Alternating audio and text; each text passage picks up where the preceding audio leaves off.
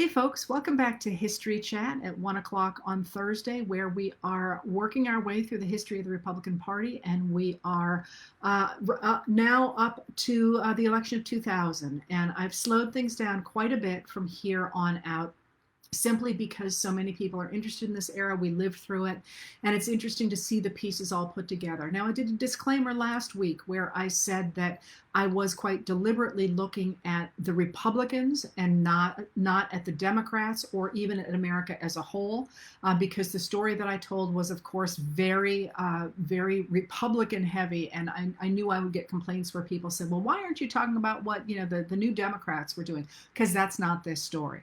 Now, I'm going to have a different disclaimer today, and that's that the story that I'm about to tell sounds crazy. I mean, to me, when I researched this, there's a lot of things that I thought were tinfoil hat conspiracies, and it turns out that they are established in both the newspapers and in government documents. And I'm not going to go ahead um, and tell you what my citations are, but I'm going to tell you a story about how I got to a certain point writing these later chapters of my history of the Republican Party.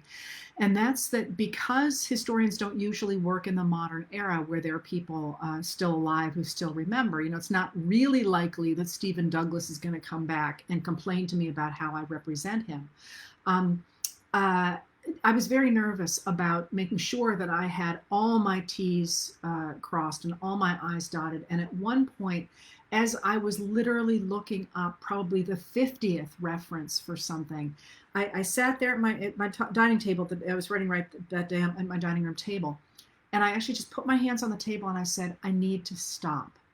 If this were history, I would have stopped 2/3 of these citations ago. At this point, I'm just becoming obsessive. So if I say something here, and it's not a misspeak, like, at one point I said that Truman bombed Pearl Harbor, and obviously I meant Nagasaki and Hiroshima. I didn't mean Pearl Harbor. That's a misspeak. But if I say something that sounds crazy and you think that I'm nuts, go to my either of my last two books, but especially the history of the Republican Party, which is entitled To Make Men Free, A History of the Republican Party. And I'm not hawking it here. You should be able either to get it at a library or simply to check whatever you are thinking about or worried about on Google Books or even on the Amazon preview page, and see what my sources are, because there is nothing in that book that was not really, really heavily sourced, even some of the material that I'm going to talk about today. And I will explain to you where there are things that I did not think were true that it turns out are. And you, by the way, can check these. This is not like I have any secret access to anything. Everything that I'm going to talk about today is in the public record. There's nothing secret. There's no I'm not hearing this from, somebody whispering to me at night. This is all in the public record. So anyway, that's my disclaimer for today, because it just feels weird, some of this stuff. I mean, you'll hear it. Anyway, so I left you with Bill Clinton, and I left you with the extraordinary frustration that Bill Clinton caused those movement conservatives that were taking over the Republican Party. These are the people I have identified before as coming out of the 1950s. And by the way, Bill Kristol had a piece today in I'm afraid I don't remember where I read it this morning, where he said, the conservative movement started in 1955. And I was like, yes, that's what I've been saying all along. There's a movement that starts in the 1950s as a backlash against that new liberal consensus that comes out of the New Deal and out of Eisenhower's middle way.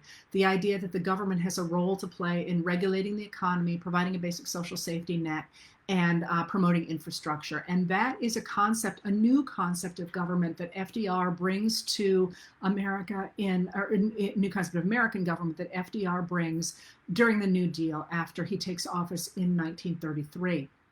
So there's a backlash against that. And that liberal consensus, liberal does not mean democratic, then or now.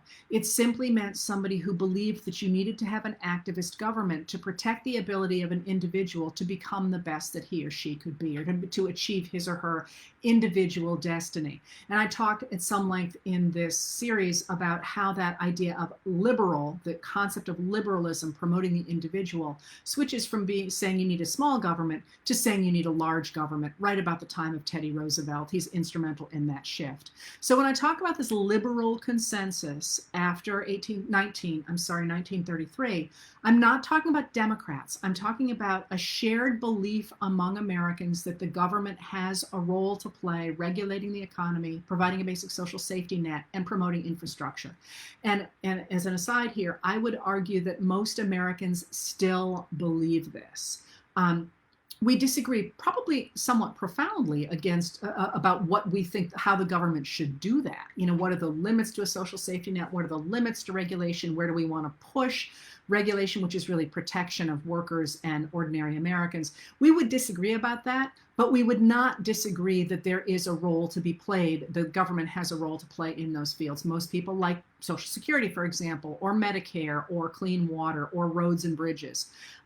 Most Americans like that. Now, there was a group of reactionary businessmen, for the most part, who rise really after World War II in the 1940s, but also in the 1950s, who don't like that. They don't want that government. They don't want government regulation at all. They don't want government to provide a basic social safety net. They believe that anything that people need can be provided either from the paternalism of their employers or from charity. And they don't believe that the government should be involved in promoting infrastructure because they believe it is done far more efficiently by private interests. So they want to get rid of that entire liberal consensus and go back to the world pretty much like it looked in 1920. Now, to move forward back here to the Clinton administration, that group of movement conservatives, as I've talked about since the 1950s, took over the Republican Party, and they really, under Newt Gingrich during the Clinton years, took over the Republican Party and purged it of what they called rhinos, Republicans in name only. And it was one of those brilliant switches of language because, in fact, the movement conservatives are the ones who are not traditional Republicans. They are an ideological group that is deliberately trying to change traditional Republicanism and, of course, traditional Democrats, that liberal consensus that most people share. They're kind of a wrecking ball coming in to that liberal consensus. And crucially, by definition, because they're ideologically driven, they cannot compromise. And I don't mean like they're physically unable to compromise, but ideologically, if you believe that the government has no role to play in regulation or in a basic social safety net or in promoting infrastructure, no role, you can't meet people halfway. Because it's like being a little bit dead. That only happens in The Princess Bride. You have to be committed to that different vision of government. So you can't say, oh yeah, I'll meet you halfway on whether or not we're going to put money into some kind of funding, because there is no middle ground. And that's one of the things that has made it the last 20 years so difficult in America, because most people, including Barack Obama, I'm not going to talk about today, but I might in the future if you want me to, he seemed to believe that he could compromise with movement conservatives, but by definition, their ideology could not compromise. Traditional Republicans were happy with compromising. That was part of the deal, right? They agreed that the government had these roles as well. They just thought they were different than what the Democrats did, and you could work between those two poles. But the movement conservatives didn't believe that. They believe in a different kind of government. So when, by the way, I just saw somebody going by stalking women on here. If you see that, report those people. All right, I'm sorry, that was an aside.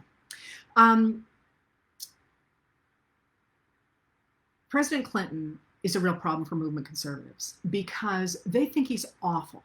right? What's he doing? He's raised taxes, and that has created a surplus in the budget. During the Clinton years, and not solely because of Clinton, partly because of the tax increases that George H.W. Bush had put in place. But during the Clinton years, America had a surplus in its budget. For the first time since the Eisenhower years. So as I mentioned when I talked about Eisenhower was the last Republican to balance a budget. Bill Clinton did it as well. So he's raised taxes, and the economy has gone crazy good. And he's managed to create a surplus in the budget, and and the economy is booming, and he's increasingly talking about regulation and all those things that the liberal consensus likes. And to the movement conservatives, led for a while in the 90s by Newt Gingrich, this is an abomination. I mean, they really can't figure out why people like him. I mean, they thought they had him on lying about sexual activity. They think he's just, literally, there's some horrible quotations about him that are just vile from actual politicians about how he's almost inhuman, and they cannot understand why he enjoys such extraordinary popularity. So that really, by the during the time of the impeachment, his popularity is like 70%, which is something that most politicians dream of. And here he was being impeached and then tried by the Senate, and his popularity is at 70%. I mean, again, it's just they can't figure it out.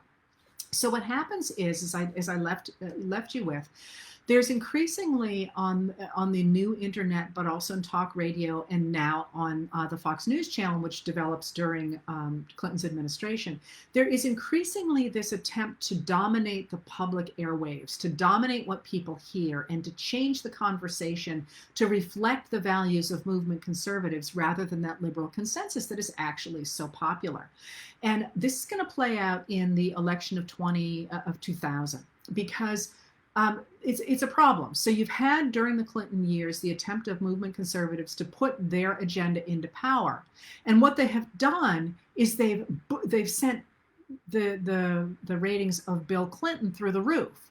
So what does this mean? Does this mean? I mean, I would look at this as a historian and as an observer of politics and say the movement conservative agenda is not popular. In fact, Bill Clinton's agenda is popular. But in fact, true movement conservatives went the other direction. They felt once again that the problem was not that they were too hard, but that they weren't hard enough, that they had to push their agenda even harder than they had under Clinton. They had really to make their vision work by making it exclusive and dominant. And in order to do that, the election of 2000 becomes really a referendum on the Democrats for sure, and I'll talk a little bit about them, but this is about the Republicans. It becomes a referendum on the Republicans. Should they, in fact, back off their attempts to end regulation and to slash the basic social safety net and all the things that Rush Limbaugh talked about, or should they back off and move back toward George H.W. Bush and toward traditional republicanism with the idea that Americans really do want these things? Perhaps they just don't want them in exactly the form that the Democrats had them. So what happens is that the election of 2000, which probably most people don't even remember at this point because it's been so overshadowed by everything that came afterward, but the election of 2000 had the Republican Party trying to figure out what it was. And most Americans, as I say, did not like Gingrich and did not like what he'd done, and they were moving away from the movement conservatives. So what happened was that the fight plays out over the nomination, for the Republican nomination for the 2000 presidential nomination for the Republicans. I'm sorry, there was too many words in that. Let me try that again. The fight came down to the Republican nomination in 2000. And the two main candidates, if you remember, which you probably don't, were Arizona Senator John McCain and Texas Governor George W. Bush, the son of George H.W. Bush. So this is Bush 2, as they say, or as Molly Ivins called him. She was such a wordsmith. She used to call him Shrub, if you remember, which of course, was an insult. But if, when you look at political dynasties, I just love the idea that you didn't have the tree, you had the shrub. But anyway, I will continue to call him W, or George W. Bush. Now, both of these guys were on the movement conservative side, and there's no way to make McCain into a moderate. But they were both anti-abortion, very Republicans who were very close to movement conservatism. But even though they looked very much like on paper, they actually tried to grab different constituencies. So McCain tried actually to run away from the extremists. He tried to run away from the Gingrich people and to pick up the center of the Republican Party, but also he wanted to pick up some centrist Democrats as well. And he was trying to move back toward the political center. In contrast to him, George W. Bush runs for the fringes. And he's able to do this because McCain infuriates Grover Norquist, again, the Americans for Tax Reform, as well as the American Conservative Union, because he is trying to move toward the center. And he infuriates the National Rifle Association when he calls for limiting the amount of money that people can spend on political campaigns. So when that happens, Norquist and the NRA back George W. Bush, and they really move toward him as being more extremist than toward John McCain. It's not at all clear that George W. Bush is going to get the nomination, but Bush actually is working with, Bush himself had worked with Lee Atwater, I've mentioned before, but he's working on that campaign with somebody else who'd worked with Lee Atwater, who was sort of one of the early and ultimate dirty tricksters. I've talked about him here before. And Karl Rove was actually somebody who had also worked with Lee Atwater, and Rove was advising George W. Bush's campaign. So what they did was in South Carolina, they did robocalls or calls to potential voters in South Carolina and said, what would you say if you knew that John McCain had an African-American child out of wedlock, although that's not how they put it? What would you say to that? Would that change the way you vote?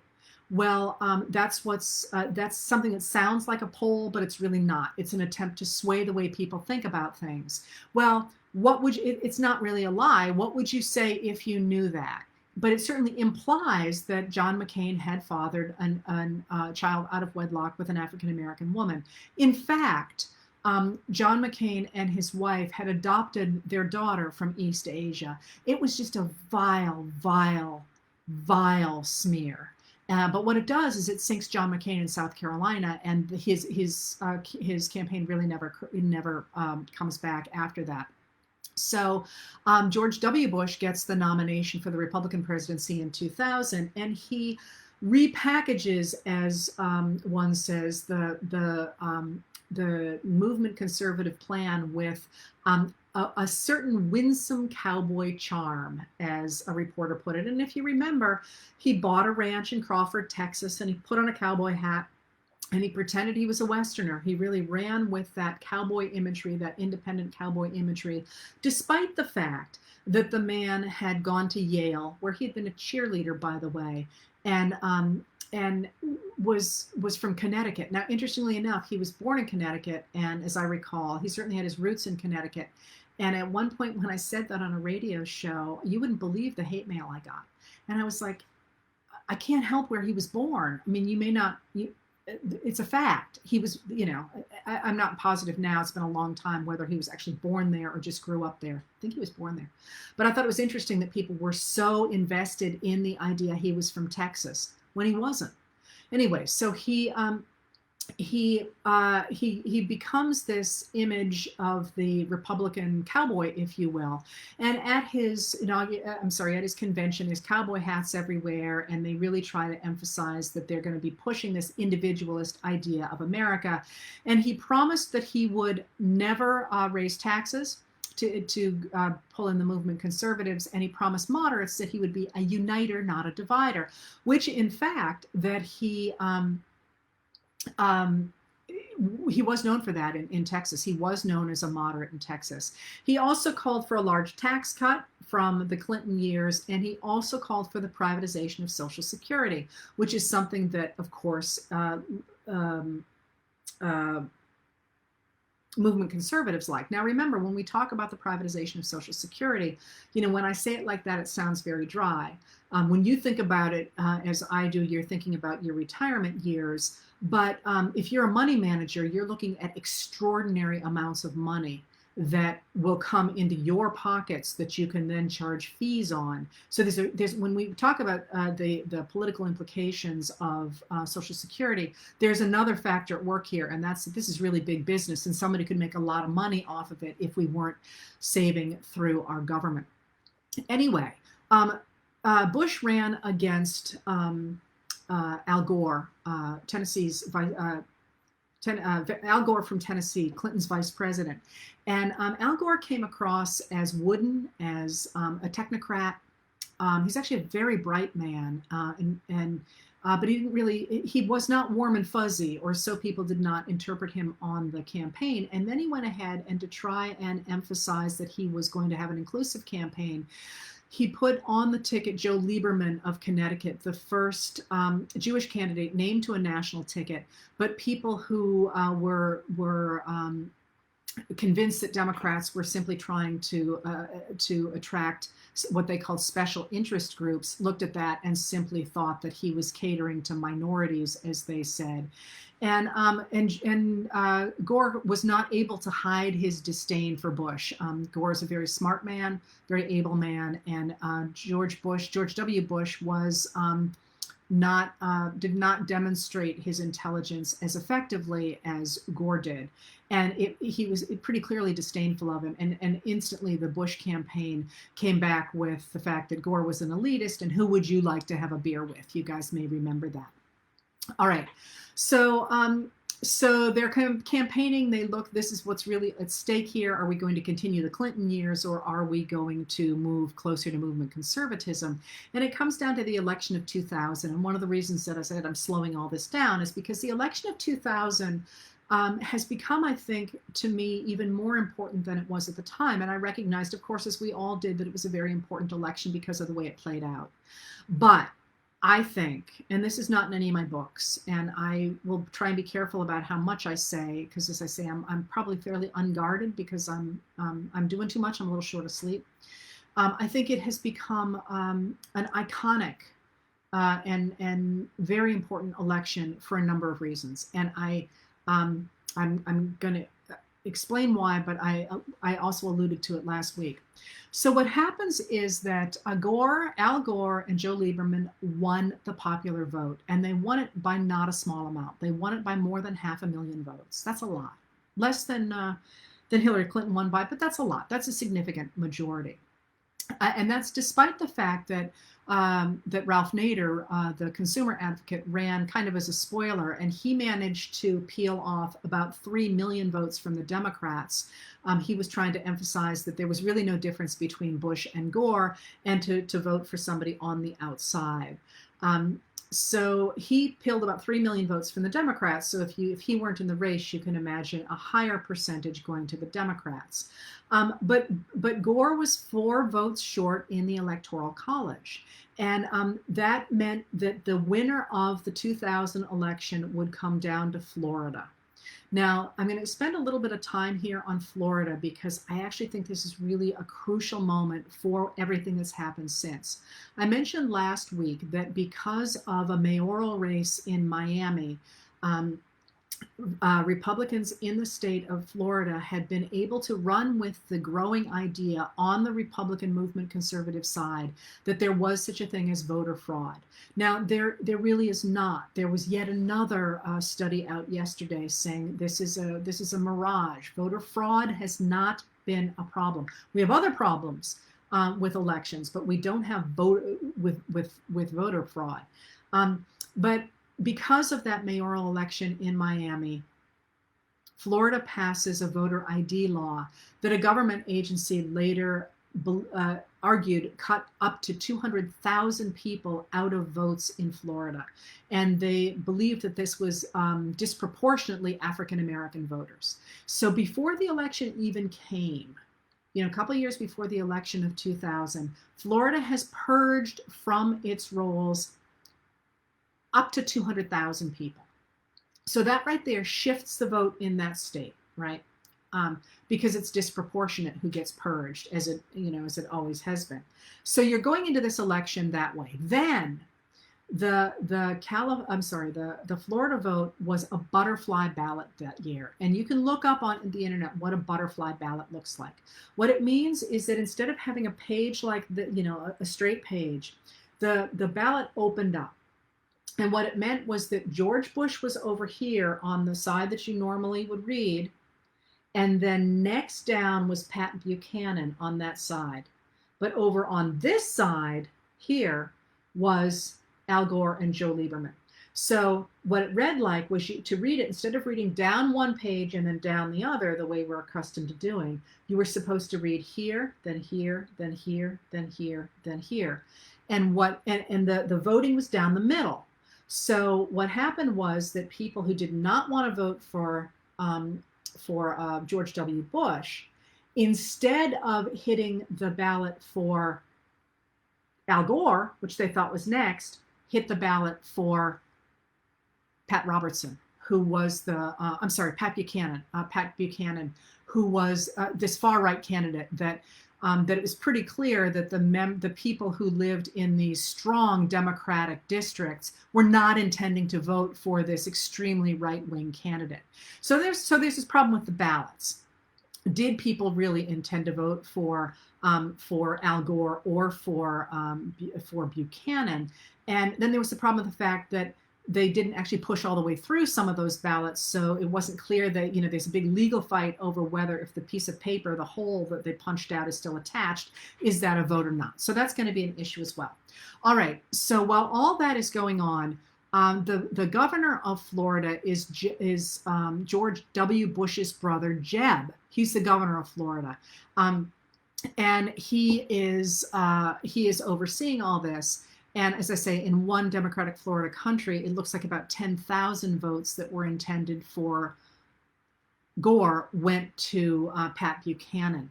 And in a number of minority districts in Florida, the voting machines malfunctioned. So people did not actually, were not able to vote. And of course, if you are not able to vote, it's not like there's any place to record that. You simply go home. So that's a problem. And finally, when they went ahead and recounted the vote in Florida, Bush was ahead by 1,210 votes. But then when those votes were recounted by machine, that number dropped to 327. So now this entire election is hanging on these 327 votes. And the Gore campaign requested a manual recount. All right, so when that happens, you may or may not remember something called the Brooks Brothers riot. And that was when a whole bunch of people came into the area where there was a recount and basically rioted. And this was presented in the media as a kind of spontaneous belief that the Democrats were stealing this election, and that they weren't allowing democracy to succeed. This should be George W. Bush's election, and the Democrats were trying to steal it. Well, the reason that I'm making a point about the Brooks Brothers riot is because although it was presented as this spontaneous, we care about democracy thing, it was orchestrated by Roger Stone. The Roger Stone of today, the man who worked with Paul Manafort and with Lee Atwater, the man who believed that, as he later said, and I've mentioned before, he gave a number of interviews about this time to a reporter from, I believe it was the Miami Herald. You can go ahead and Google these if you want to read them, where he said he always respected Nixon. He was a Nixon guy because Nixon understood that politics was a fight to the death. And while Al Gore and the Gore campaign were trying to preserve the dignity and the tenets of democracy, he understood it was simply a fight to the death, and the idea was to kill your opponent. So what happens is, with this riot around the recount of these votes, a number of different levels of the government step in against each other, and the Florida Supreme Court orders a recount, but the U.S. Supreme Court steps in and takes the case away. And that's That's a very complicated decision, and many people thought was a decision that was wrongly decided. Sandra Day O'Connor, who was part of that decision, later said it had been an error. In a vote of 5-4, the Supreme Court upheld George W. Bush's election, and of course, all of the people who voted for Bush in that Supreme Court were Republican appointees. 3 had been appointed by Reagan and 1 by the first President Bush.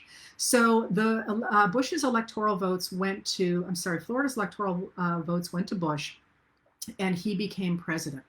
And the reason that I'm slowing down and talking about that right now is because at the time it seemed like an anomaly. This is one of the reasons that I'm going to be philosophical here for a bit. This is one of the reasons that, Faulkner's Absalom book is so incredibly important, because, the way we see the past really does depend on the present. And in a funny way, because had it really been an anomaly, had it been an anomaly the way 1876 was, for example, I would not have spent this much time on it. But in retrospect, and the more political work I have done since then, it seems to me that the election of 2000 was a bellwether for what was going to become of American politics. That is, what happened in Florida was a case of voter suppression, which again, people weren't really focusing on yet then. And it was a case of manipulating the media and manipulating the mechanics of the vote to install into an office somebody who was not popular. He did not command the majority of the popular vote. Now, as I say, under the Electoral College, that can happen. It happened in 1876, it happened in 1888, although in that case, there were probably illegal machinations around that election. But here it happened again, and people were frustrated and they were upset, but it was kind of like, oh, well, this has happened before, we're going to get over it. But I think that the people who believed that, like me, by the way, were not aware that there was afoot a cabal, if you will, of people who understood that movement conservatism could never command a majority of the popular vote, and that it was going to have to manipulate the mechanics of democracy in order to stay in power. And beginning then with that 2000 election, we're going to have more and more voter suppression that's going to go on into the Shelby v. Holder Supreme Court decision of 2013, which guts the Voting Rights Act. We're going to have gerrymandering after the 2010 election, when we have states that are so badly gerrymandered it is not possible for Democrats to win in those states, even though they consistently win a majority of votes. You're going to have things like making sure there aren't voting machines in minority districts. You're going to have all kinds of ways in which people are manipulating the system. And I think, and I will talk more about Donald Trump in the future, I think that you are seeing the flowering of this with an administration that is willing to accept to break norms, first of all, to get elected, to try and divide the American people, to stir up trouble to get elected, but also to accept help from, to solicit help from foreign governments, which is illegal. You just got to keep emphasizing that. The Federal Elections Commission, especially under former Commissioner Ellen Weintraub, has made it very clear it's illegal to do that. Our intelligence community says it's illegal, and yet we have a president who is has been accused of, or there are claims made that he has solicited help from the Chinese premier, as well as the Ukrainians, and as well as yet another country I can't remember right now, to try and manipulate our foreign policy in ways that are going to enable him to be reelected. And that idea, the larger idea of manipulating the system rather than appealing to the voters, is, I think, got its roots. They found in 2000 it could work, and since then it's been really the driving force behind the movement conservatives who run the Republican Party. All right. But let me go forward here and back into the George W. Bush administration, because for the first time since the Eisenhower administration, the Republicans control the White House and the Congress, although by very, very small margins. So interestingly enough, instead of seeing his squeaky victory as a sign that he should move to the middle, George W. Bush, he was an evangelical, saw it the other way, the same way, by the way, that Benjamin Harrison did when Rutherford B. Hayes was elected under similar conditions. He did move to the center. Benjamin Harrison moved much farther to the right because he believed that God had given him the victory and that he had this special mandate because God had seen him as the chosen man. In Bush's administration, he believed the same. And I'm not suggesting he thought he was the Messiah, but rather that he believed that God was directing what he was doing and that he should take a stronger, not a weaker stance because of how he came into power. So as soon as he gets into office, he begins to push the agenda of the movement conservatives. He prohibits doctors and nurses in family planning programs funded by the government from counseling pregnant women about reproductive rights or about abortion. And he establishes the White House Office of Faith-Based and Community Initiatives, which is designed to enable religious charities to get federal funding.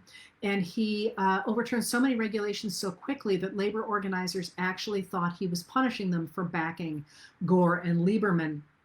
And Grover Norquist was thrilled. He said, many conservatives believe we need to steam clean the White House to get rid of everything Clinton did. And the movement conservatives had been disappointed by George W. Bush's father, George H.W. Bush, but they were thrilled with George W. Bush. They said he was more Reaganite than the Reagan administration. And Norquist said, part of what we're doing is bringing K Street and the business community in. K Street, you'll remember, is the lobbying arm of the Republican Party on K Street in Washington. They should be an integral part. What does the business community want? Deregulation, free trade, tax cuts. And one Democrat said, business is in complete control of the machinery of government. The House, the Senate, and the White House are all run by business-friendly Republicans who are deeply indebted to American business for their electoral victories. It's payback time, and every industry and trade association is busily cashing in. And of course, you could see this with the fact that the vice president is Richard Cheney of Wyoming. Cheney had been Bush Sr.'s Secretary of Defense during the Gulf War, and in 1995, he had taken the Middle East connections he had built there into developing a relationship with the Halliburton Company. And he went to work for Halliburton, which was the world's largest oil services industry, oil services company, where he became the chief officer, the head of Halliburton. And Halliburton did about 70% of its nearly $15 billion of annual oil business overseas at the time. And it began to branch out into doing construction work for the U.S. military at its overseas installations, including logistical support for American forces. Now, I'm going to pause a little bit here and editorialize again. I'm sorry if you don't like the editorializing, but I'm too tired to care today, actually. To me, it's a real mistake for us to have contracted out so many of the services that our military needs, because what's happened is we have privatized through companies like Halliburton many of our security services, our housekeeping services, who cooks, who does that sort of work for the Army. And while that's a problem because it's very expensive, they pay a lot more than service industry people do. And because it means that we have no control over how those people act. They're not with our military. They are private companies that travel with the military. And you saw that, of course, in the Second Gulf War that I'm going to talk about. But third, it's a problem because for many of our Americans, going into the military is a way to get experience in some kind of a job. And I don't know how many of you people know individuals, have friends who got their training in the military as mechanics, as cooks, as jobs that they could then translate back into civilian life. I have a lot of friends who were in the military in those kinds of positions, as well as ones who were deployed in active military roles. But the idea that we are now hiring civilians to do that means that we are taking that job training away from people who are serving our country. And that is absolutely editorial. But I'm not okay with that. I like the idea that you can join the military and learn a career that translates pretty neatly into a civilian position. I have at least 2 friends who have made a living as food service professionals because of the training they got in the military, and it bothers me that we farm that out. Anyway, I'll stop editorializing. You can ignore that and go back to the history. But so anyway, Halliburton is working, branching out to do work in contracting work for the U.S. military. And when Cheney went into the White House, he both brought this business mentality, but also a really strong idea of secrecy. And I'm going to talk to you a lot more about that. Almost immediately as he convenes a White House energy task force, no one knows who was there, but it was the heads of corporations who talked to him about what America needed to do in its energy policy. Well, the administration sells its plans by including movement conservative organizations, especially religious organizations.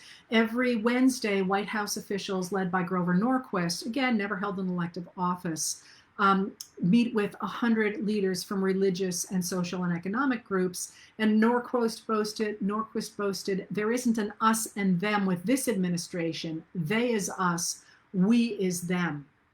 And if Bush asked for support on something, these 100 leaders could get support for that policy position within minutes, within a matter of hours. So they could push ideas through this business.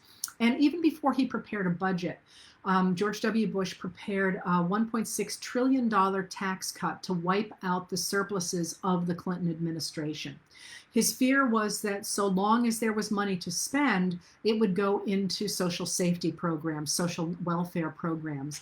And if you got rid of that money quickly, there would not be money to spend. And when Democrats asked for programs, Republicans would counter that there was no money and the Democrats were tax and spend Democrats. And that's been a policy ever since the Reagan years. And if anybody's interested, you can certainly follow people like Bruce Bartlett, who worked in the Reagan administration. Every time there's a tax cut, he says, this is the plan. This is how it's done. Will you please stop falling for it? This is what they did. They would cut taxes. The revenues would go down. There would be no money. And when the Democrats then wanted to renew other, old social safety net programs, they would say, you're simply wasting money. The administration muscled the bill through the Republican Congress by a party vote. And the first of the Bush tax cuts passed in June of 2001, cutting $1.3 trillion over 10 years. And it looked like the movement conservatives were getting their way. This was not popular, by the way. If you look at newspapers in September of 2001, Bush is not popular, and he's trying desperately to figure out some way to boost his popularity, because they're afraid that the movement conservatives are afraid that their mission is just going to go down in flames because he is not popular. It's a hot August, September, and his popularity has never been great, but he was supposed to be, if you recall, a uniter, not a divider. And when he starts dividing people the way he is, his popularity begins to slide even more. In August, Bush takes a vacation to his ranch in Texas, and there he gets a CIA briefing that's entitled, Bin Laden Determined to Strike Inside U.S. And Bush thought this was simply routine. Osama bin Laden had been part of the anti-Soviet mujahideen that we had been supporting in the attempt to roll back communism in the 1980s in Afghanistan, but he was furious at the Americans because of the first Gulf War, which had made Americans support Israel in his eyes and had sent American troops into Saudi Arabia, which was his native country. Osama bin Laden is from Saudi Arabia, by the way, although many people believe at this point he was from Iraq. He was not. He's Saudi, was Saudi. Anyway, on September 11th, 2001, 19 years ago tomorrow, 19 terrorists from the radical Islamic al-Qaeda network, led by Osama bin Laden, hijacked 4 commercial jets. As we all listening to this probably remember, and crashed them into the Twin Towers of New York City's World Trade Center and the Pentagon. They also tried to hit the US Capitol, but they missed because the passengers in that plane crashed the plane into a Pennsylvania field. Those attacks killed nearly 3,000 Americans, which is, it's still hard to talk about 9/11, to be honest, but you think of those numbers, 3,000 Americans, and all the changes that we made in our lives after that because of this horrific number of deaths caused by the terrorists. And you look at the fact that we are now looking at close to 200,000 American deaths from the coronavirus. And now the knowledge, and I'm editorializing again, but now the knowledge that our president knew how bad it was in January and did not take steps to stop it. He, in fact, continued to downplay it. The response to the 9/11 attacks and the response to the coronavirus the handling of the coronavirus have been they're not proportionate, and that to me is a problem. Within a month of 9/11, okay, now I'm not editorializing again. I'm going to have to cut this from YouTube, by the way. So I hope you guys are enjoying it, because I'll probably have to redo it and make it sound much more straight history. Anyway, within a month, U.S. and allied forces had invaded Afghanistan to overthrow the Taliban regime that had sheltered Al-Qaeda in order to they actually, the history of Al-Qaeda is fascinating. I don't have time to go into it here, but they invaded to get rid of Al-Qaeda. But the 9/11 attacks actually solidified George Bush's sense of mission. And they believed that America really was in a death struggle with an implacable foe. And in order to defeat the nation's enemies, America must rise and defend free enterprise, as they said, and Christianity at all costs. And if you remember, that was the original mission of the movement conservatives, was to go ahead and simply limit the government to promoting what they called free enterprise, that is big business, and Christianity. Bush said, "In our grief and anger, we have found our mission and our moment," and his popularity, which had been slipping, soared to 90%. And his advisors and he saw this popularity as a mandate to change America and to change the world along ideological lines. So after 9/11, Bush goes ahead and he divides America along those lines into his supporters and those he believes are un-American, much as Nixon had done.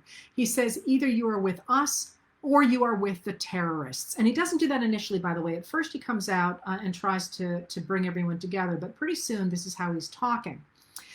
In order to protect the homeland, as he called America, he assumed extraordinary powers, and he went ahead and created a new Office of Homeland Security, initially without any congressional input and without congressional oversight. And in charge of that, he put former Pennsylvania Governor Tom Ridge, who was his running buddy, in charge of it without Senate confirmation, and gave them control of the initial $40 billion that Congress appropriated to beef up American security.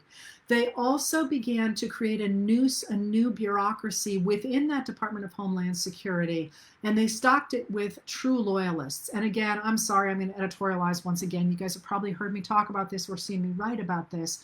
I've always been very nervous about Homeland Security because our military, all branches of it, have their own traditions and their own histories. And they are constrained internally by those traditions, by those histories, by their oaths of office, by their allegiance to America. The Department of Homeland Security does not have that. It is a political body. It does not have the kind of oversight that the military does, and it does not have its own internal constraints. So it's going to be stocked with people who are politically beholden to the president, rather than by people who are loyal to a different institution. And I think that really matters, because as you saw with what happened earlier this summer in Washington, D.C. and Lafayette Square, the military made it very clear, military leaders, after an initial misstep by Secretary of Defense Mark Esper, who is, of course, was a lobbyist for Raytheon before he took the post. But you also saw it with the head of the Joint Chiefs of Staff, Mark Milley, a determination not to get the military to be used against civilians. And they said so. If you remember, I wrote a lot about that. There was a 2-week period when one branch of the military after another said, we are upholding our oath of office to the Constitution. But in place of that, officers for the executive branch, primarily those under the Department of Homeland Security, were in fact willing to be deployed against civilians were willing to be part of this political exercise in a way that the military wasn't. And people have asked me what I think we need to do to make sure what is happening now doesn't happen again. One of the first things I would do is put some guardrails around the Department of Homeland Security. And I don't think people would disagree with that. Tom Ringe, who was the first head of it under George Bush, is already on the record saying the Department of Homeland Security is not supposed to be the president's private military force, and he put put that out in public. Other leaders have as well. All right. So what's interesting about this, though, is that after 9/11, the administration instantly turned to business to try and strengthen business, with the idea that business ran all of the country's vital operations. So first they shored up the airlines, which had been hurt, of course. Then they shored up the petroleum industry and deregulated it to make sure that it was going to be able to protect its energy infrastructure. They called for more drilling. They called for subsidies for ethanol, which Bush pushed Congress to pass. Next, the Securities Exchange Commission went ahead and suspended the Securities Exchange Act that prohibited manipulative and deceptive devices, thus enabling companies to have more control over where their stock prices were to try and prevent there being a real economic crash after 9/11. Then Bush insisted not on taxes to pay for the kind of spending that America was doing, but rather he called for a tax cut to stimulate the economy. He proposed a $2.13 billion budget cut at the same time that he called for a $48 billion increase in defense spending in 2003. And to try and make ends meet, he slashed highway funding, environmental initiatives, job training, and other domestic spending. That also threw the budget $80 billion in the red after 9/11. And in 2003, Congress actually elevated the Department of Homeland Security into the government, made it a department, and they consolidated 22 different agencies into that new department, including customs, immigration, transportation, FEMA, all the things now that you see that the executive branch has control over. At the same time, at the time it had 180,000 employees, they tried to get rid of unions for those employees on the ground that unionization hurt national security. But the New York Times said, by its very nature, Homeland Defense requires close cooperation between government and industry because much of the nation's vital infrastructure, from telecommunications networks to power plants to water supplies, is in private hands. And immediately corporations opened offices to try and get as much of the new Homeland Security money as they could. And they did. They got a lot of it at the same time that cities, especially Democratic cities, begged for money to try and shore up their existing security measures, places like the Port of New York. They could not get that money. Instead, the money went into federal programs through the Department of Homeland Security and then into private hands. Reading those articles was fascinating, by the way. Whenever Democrats asked for money to beef up security issues in local governments or cities, Republicans derided them as pork barrel projects that would weaken America, when in fact they were putting money into federal programs run by movement conservatives that would pretty much duplicate exactly what was going on. Anyway, with that power behind him, Bush consolidated his power far beyond what Nixon could have imagined. So Bush and Cheney and the Bush administration adhere to the idea of a unitary executive. And that's that idea that because the president is the head of the executive branch and because all three branches are equal, Congress can have no oversight of that executive branch. And there are different levels to how much control people think that the people who adhere to this belief think the president should have. Current Attorney General William Barr actually believes in a virtually unlimited executive, which means that we essentially have a dictator. Other people do believe there should be some guardrails. Many people, like me, actually believe that the idea of the unitary executive is a political agenda trying to guarantee, as I'm going to tell you about in a minute, Congress is not going to have oversight of our laws. So one of the things that happens under the George W. Bush administration is that he begins to use something called signing statements, which were first theorized in the Reagan administration by a young law clerk named Samuel Alito, now a Supreme Court justice, in which he said that the old tradition of saying something when you pass a law, or when you sign a law, a signing statement, that in the past had been used to say, I want to thank, Jane for all her work on this bill, be used for a president simply to say, I am not going to enforce portions of this bill. These have never been tested in court, but the American Bar Association has said they should not be allowed. That in fact, what that does is it gives the president the right to make laws when our Constitution protects the right of Congress alone to make laws. So Bush begins to use signing statements to decide how laws are going to be enforced.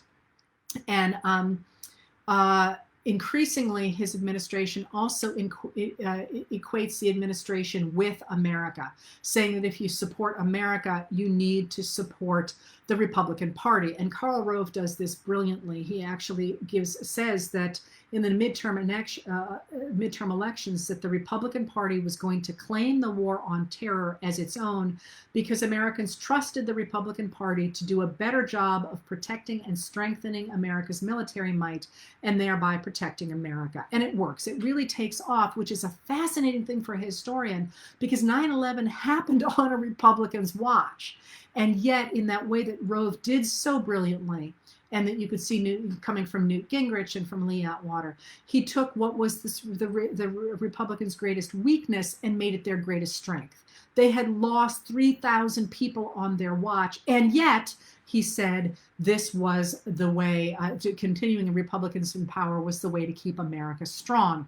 And you can see echoes of that in the way that President Trump is trying to use the idea of all the chaos in America to say, you need me to fix this, even though all the chaos happened on his watch.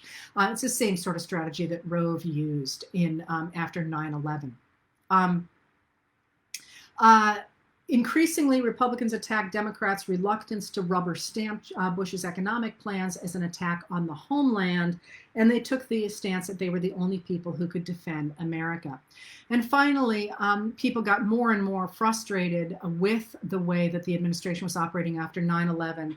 In October of 2001, John Delilio, who was the director at the time of Bush's faith-based and community initiatives, actually resigned from the administration. He complained that the administration did not make policy, it only made speeches. He said they were obsessed with the press, communication, media, and strategizing with congressmen rather than discussing anything of substance. He said, and I quote, the lack of even basic policy knowledge, that's a quote, on the part of Bush's senior staff was, quote, somewhat breathtaking. Discussions by fairly senior people who meant Medicaid but were talking Medicare. Near instant shifts from discussing any actual policy pros and cons to discussing political communications, media strategy, and so on. He got so frustrated even about the creation of the Office of Homeland Security. He said it was, quote, the most significant reorganization of the federal government since the creation of the Department of Defense, which is true, I think. And it received nothing more than, quote, talking points caliber deliberation. He said that the rigid division of the world between us and them gave rise, as he said, to what you might call Mayberry Machiavellis. This is somebody from within the administration, by the way. Staff, senior and junior, who consistently acted as if the height of political sophistication consisted in reducing every issue to its simplest black and white terms for public consumption, then steering legislative initiatives or policy proposals as far right as possible. And this is all going to come crashing down fairly quickly. In the short term, it worked. The Republicans won the midterms in 2002, and they picked up 8 seats in the House of Representatives and 1, 2 in the Senate. And as soon as that happened, the administration called for more tax cuts. And when that happened, the Secretary of the Treasury, about whom there's a great book written, was standing there, and he said, "You can't do this. We're headed for a fiscal crisis if you do this." Because budgets and the debts are going to soar out of control. And Vice President Cheney, not allegedly, this quote, shot back at him, "Reagan proved that deficits don't matter."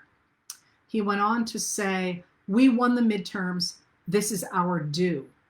And the secretary resigned, and he later mused that the Bush administration was operating solely on ideology. He said, "Ideology makes for easy governing." He said, because you don't have to know anything or search for anything. You already know the answer to everything. It's not penetrable by facts. It's absolutism. Now, I'm going to leave you there because obviously I editorialized too much and did not have time to really give as much due to the Second Gulf War as it needs to have. But it's a good place to end too, because it really shows I think, again, the Bush years I'm going to give more credence to or more attention to than I would have had things turned out differently. Because I think this idea of governing by ideology and governing according to an ideology rather than facts, you see really strongly taking off in the Bush years and giving us now, for example, senators who turn to ideology over everything and representatives who do the same. And it's easy to bash President Trump for living in the world he lives in. But it is, in fact, during the George W. Bush administration that you get, and you're going to hear me talk about this next week, that you get members of the administration talking about how it is only reporters and academics like me who live in the reality-based community, that that leaders no longer have to live in the reality-based community. They can make their own reality, and people will go along with whatever they decide reality is, rather than having to adhere to facts. And that really takes off dramatically with the election of George W. Bush, but really after 9/11, and with the idea that what matters is what people say about how the world works, about how much emotion you can generate to get people to invest in your version of reality. What does not matter is actual facts on the ground and what reality is. And of course, as you know, this is going to lead us into wars, another war in the Middle East that is still ongoing all these many years later. A little more rambling than usual. Sorry about that, but I can't promise I won't do it again next week. The beginning of the semester has a lot of work involved with it.